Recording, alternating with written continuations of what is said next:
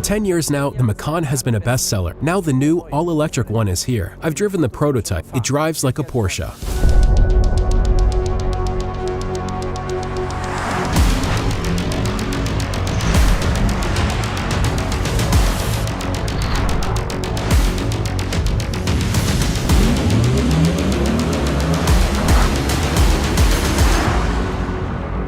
Jörg, what goals and challenges were there during development in terms of retaining the identity of this successful model line? When we develop a new model, Porsche always focuses on performance and driving dynamics. That's Porsche. That's our DNA. Exactly that, coupled with efficiency in our design language, was the challenge. And mastering that challenge was our motivation. Could you give us a ballpark estimate of how many pre-production test kilometers the model will have? Well, I can tell you that we've recently done over 3.5 million test kilometers.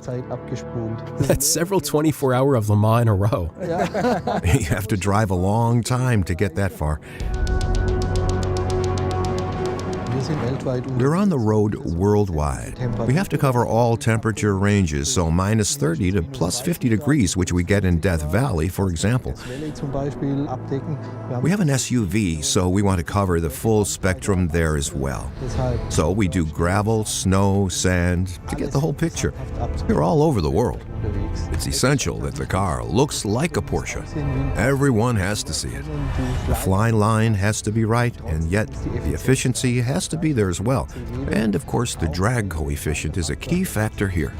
That's a very interesting point. I was in the wind tunnel, and the aerodynamics engineers and designers explained the vehicle and its efficiency to me.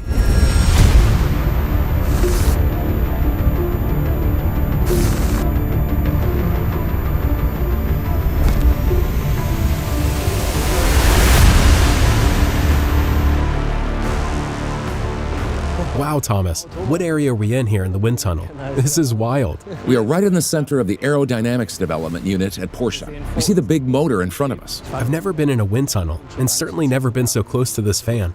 The dimensions are crazy. This is where the wind is accelerating. It's about 70 kilometers an hour here, and it generates 300 kilometers an hour in the measuring section. But not here. No, not here. Right here. The speed is significantly lower. I still have loads of questions, so let's move on to the car.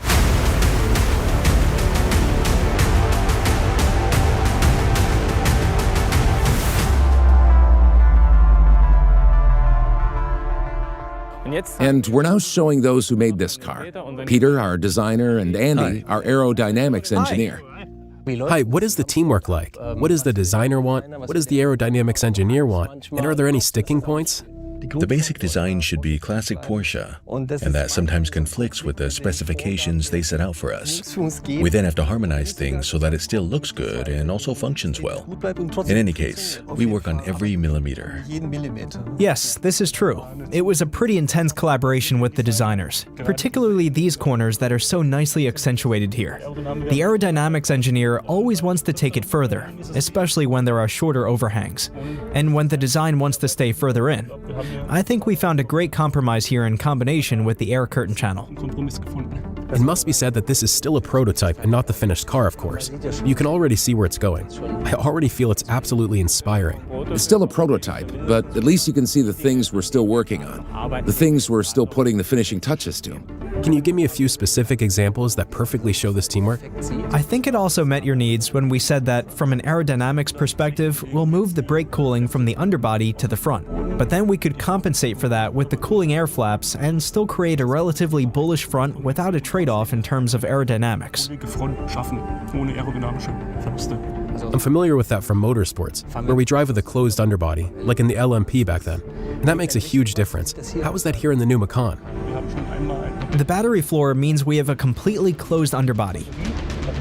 And in this car, we also achieved securing all the areas connected to it, such as the front and rear axle housings, so they are completely flush. That brings us to the subject of the components that turn, namely the wheels. The wheels, when you look at these vehicles, are more closed. They have less airflow, and we don't need quite as much brake cooling. And this is totally new. The tire sidewalls are optimized. I have to add one thing. Designers love big wheels, and the Macan has huge rim sizes. We go up to 22 inches. That's incredibly attractive. This means the vehicle has large-sized wheels for this overall length and the wheelbase. I'm personally very happy about that, and they are fully optimized. Yes. We still haven't talked about the rear, because there's a lot going on here. We can ultimately say that the roofline from the B-pillar and on the rear was actually the enabler in terms of getting these low drag coefficient ranges with a vehicle of this size and in this segment. Can you specify a value? With the Macan, we achieve a top CD value of 0.25. That's a tenth better than the predecessor. Which means a huge step forward. A huge jump that ultimately means 85 more kilometers of range just through the aerodynamics. This vehicle has very high and ambitious targets, and we agreed that we could only get there by revisiting the entire roofline.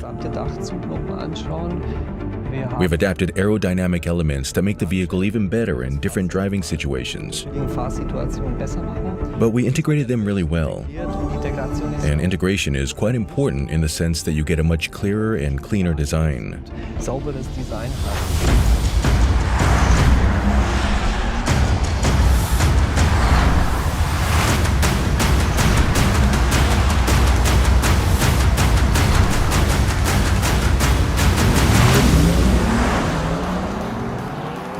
Now we can see the technology under this aerodynamic shell.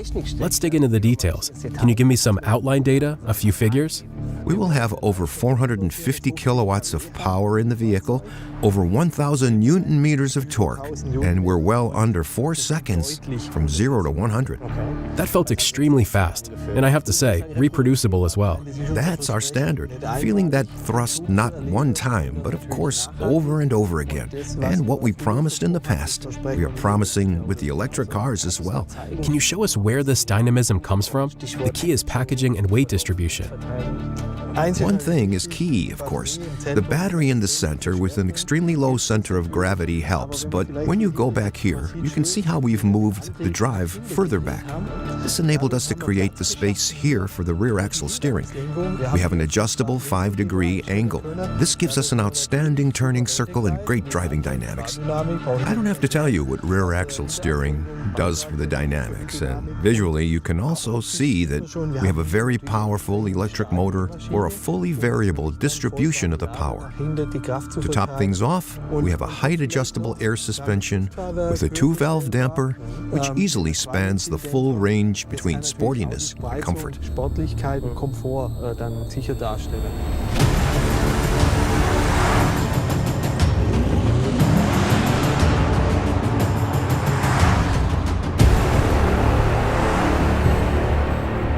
How did you resolve the question of getting the characteristic Porsche dynamics and performance, as well as range? The first thing you need is power. To get enough power, you need a very powerful electric motor, but also the right battery. We integrated a 100 kilowatt-hour battery in the car, of which we can use 95%. And then you have the element of recuperation. We can recuperate up to 240 kilowatts using the brakes. In other words, you only rarely need the friction brake. Many will be interested in charging that is as fast as possible, and which ideally functions flawlessly anywhere. Can you give us some numbers there? As wide as possible charging window was important to us. We can charge with 270 kilowatts, and that over a very wide range. But I think it's quite impressive that we can recharge for 100 kilometers in about 4 minutes. I think those are really impressive values. Do you test how charging works in different countries? That's very important. We have different charging standards, so we go all over the place in our main markets to try them out and to use charging as well, because charging an electric vehicle simply has to work. Can you give us a value for the range? Well, I can assure you that all variants will exceed 500 kilometers.